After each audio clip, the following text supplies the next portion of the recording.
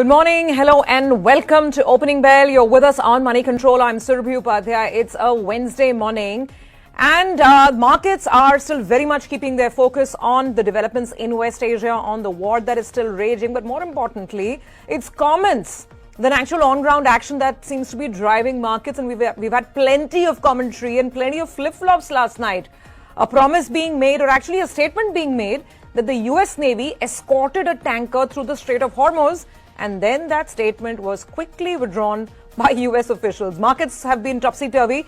But the headline this morning as we start off is the fact that most global continues to be bothersome. Again, selling yesterday from foreign institutions. In the cash market, they sold off stocks worth almost 4,700 crores. Domestic institutions were buyers. And they bought cash equities worth about 6,300 crores. So that's how we are set up. We'll keep getting you more on the oil and gas statements as we go along. But for the time being, let me welcome in our guests on the show. Ajit Mishra is joining in from Religare Broking, and we have Gaurang Shah with us from Ajit Financial Services. Thank you so much, Gaurang and Ajit, for being with us. So I think the hope trade is on in global markets. The hope that we are past the worst, the hope that the Strait of Hormuz opens, the hope that oil prices will, cool off. Now, the question is, what do you do when the hope trade is on? So, Ajit, I'm going to open with you first. Is there a long trade? Do you expect yesterday's gains to last? What ahead for the Nifty and the Bank Nifty at an overall index-wide level first? Yeah, good morning, Surabhi. So, yes, yesterday was a day of relief. After the initial flattish start, we saw that market build on the gain. We've re-entered into the gap area. The most important aspects will be what you highlighted, that crude has significantly cooled off. Means after testing almost $120 mark, we are now trading close to around $87. At the same time, India VIX, which was indicating a fair, has also cooled off substantially in the last trading session. So that's the reason why we were seeing that the gain we could manage to hold by the end of the session. And today also we are seeing a slightly flattish start.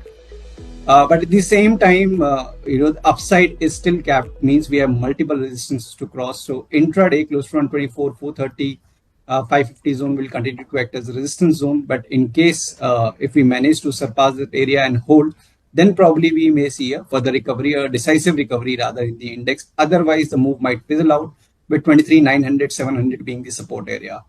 Banking showed definitely strength led by the private banking majors, select buying interest in some of these private banking names alongside with some PSUs as well. But 57,400, 700 mark will continue to be the strong resistance area, the long-term moving averages, which currently we are trading below. On the downside, 56, 250, 55, 900 will be the area where we have multiple supports to look at. So as of now, it's on a sell on rise market, still a sell on rise market, but stock specific movement, especially in pharma, defense, or some of the other sectors, selectively we are still getting opportunities. So one should plan their trades accordingly until we see some bit of stability in the index front.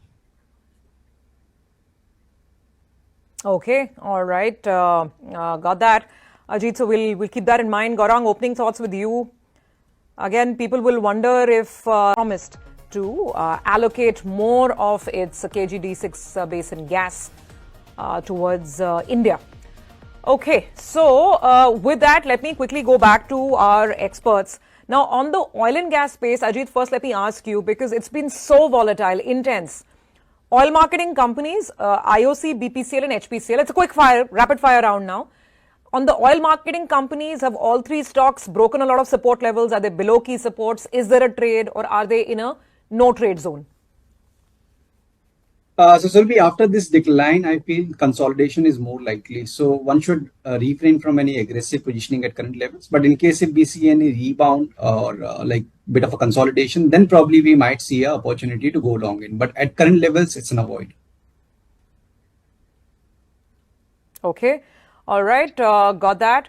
On the oil and gas side, what about upstream, Ajit? ONGC, Oil India, people who went long, hoping to, do a nice quick trade on this flare up in oil prices, they'll be wondering, because oil since then has cooled off dramatically. And now you have all these promises of the US military supporting ships, so on and so forth. So for ONGC and Oil India, the upstream players, What would your recommendation be? So that's correct. Should be, in fact, traders might be wondering that why we are not seeing any kind of traction is, despite the kind of uptick. But it's more about sustainability at the higher levels. So which crude didn't sustain, and that's why we are not seeing any kind of follow-up move. But all India comparatively looks better. Means after like almost 5 weeks of consolidation, we still feel that stock has potential to consolidate and inch toward, let's say, 520, 530 area. So probably this area, close to around 20 EMA, is a zone basically where one can look to accumulate with the 450 as a closing stop loss and potential target of 515 to 520 in the near future.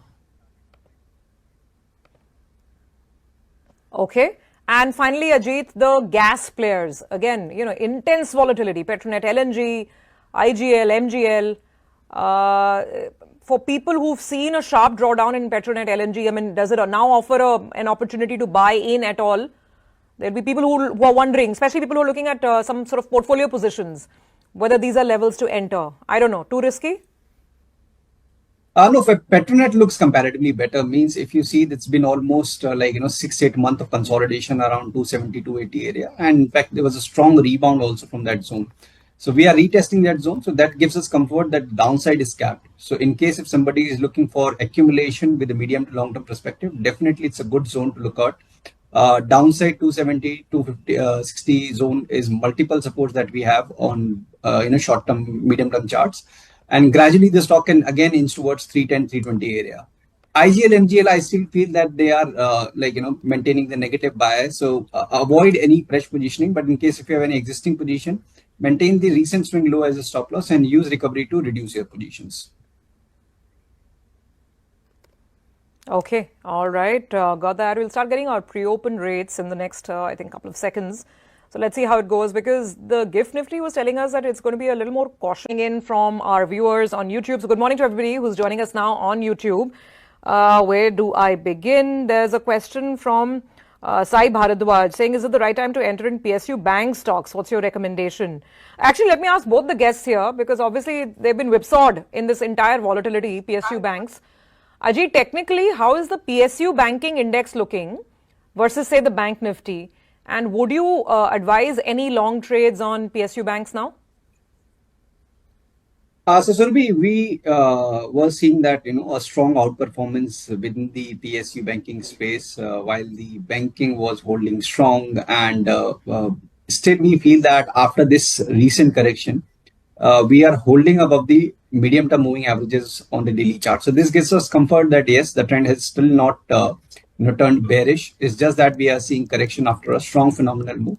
There could be a bit of a consolidation, but after this decline, I feel that the stocks which were leading from the front, stock like SBI, Indian Bank, Maharashtra Bank, Canara Bank, some of the names wherein we were seeing consistent, price action. This is something that one can look to accumulate, but not at one go. Gradually, one can look for accumulation with a view of at least 1 month to 2 months. Near term, yes, we might see the upside cap, but overall the trend still look positive. So it's a buy on dip candidates. Okay, so buy on dip, got that. Would you concur on the fundamentals? Because we've seen a lot of price damage, Gaurang. Now, if someone wants to take exposure to banking stocks, what would be your preference, PSU or private sector? And give us some names as well. Domestic LPG consumption. So stocks like FACT, also up 5.5%. Okay, finally getting down to the top trades. Ajit, so as we get set for this this session, which stocks, index, what will you go with? What are the trades today? So there will be only one sector wherein we see strength, comparatively to the entire universe, that is pharma, wherein, despite all this, volatile swings in the index is not only holding strong, in fact, we are inching towards the record highs as well. So Glenmark from the pharma basket is something that one can focus on. Yesterday, we had a fresh breakout from the consolidation range, and we are anticipating that this move is likely to continue, with 2360 being the immediate target area. With 2150 as a stop, one can go long in Glenmark.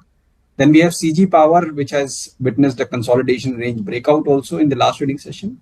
So we expect this momentum to further carry, and 754 is what we are eyeing as an immediate target. So with stop at 710, one can accumulate CG power also at current levels. Okay. All right. Ajit, thank you very much. You have a good trading day. The market has just opened. We'll let you go and kickstart your trades. And very quickly, let's take a look at what's happening on the screen. What we have is a very, very quiet start. Very cautious, not doing too much. Look at the Nifty right now in the opening session. 30 points lower is where we are at. The bank Nifty is down about 0.25%. So like the pre-open was suggesting, it's pretty much in sync. Banks are exerting some downside pressure on the market. The technical factors, individual stocks are doing much, much better. So as of now, this is a day for individual stock action. Speaking of which, we will leave you with today's key brokerage commentary. A couple of the notes which call out interesting stocks. Take a look, and thank you very much for watching.